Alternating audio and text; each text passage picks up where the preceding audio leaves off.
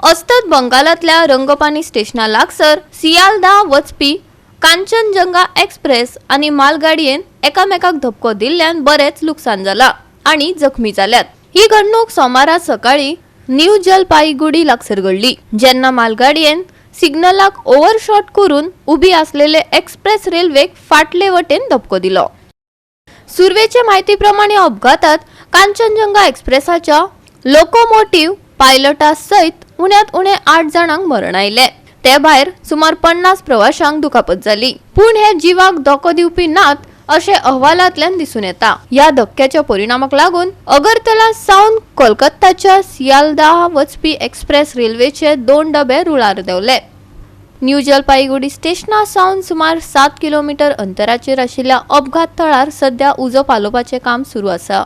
NDRF विभागीय पंगड आणि 15 एम्ब्युलन्सीस सहित आपत्कालीन प्रतिसाद पंगड जखमींक मजत करपाक सक्रिय आसात। जखमी प्रवाशांक बेगोबेग वैजकीय उपचारा खातीर लागसरच्या हॉस्पिटलांनी व्हरतले। तशेंच रेल्वेन खासा हेल्पलायन बूथ दवरला।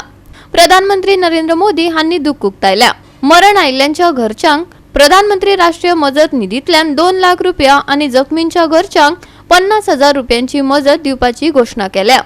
मजगती रेल्वे मंत्री अश्विनी वैष्णव हांनी हे घडणुकेविशीं खोलायेन हुस्को उक्तायलो आणि उजो पालोवपाचे यत्न सामके ताकतिकेन सुरू आसात हाचेर भर दिलो। परिस्थिती प्रभावीपणान व्यवस्थापन करपा खातीर एनडीआरएफ आणि एसडीआरएफ पंगडा वांगडा रेल्वे लागींच्यान समन्वय साधून काम करतले अशें आश्वासन तांणी दिले।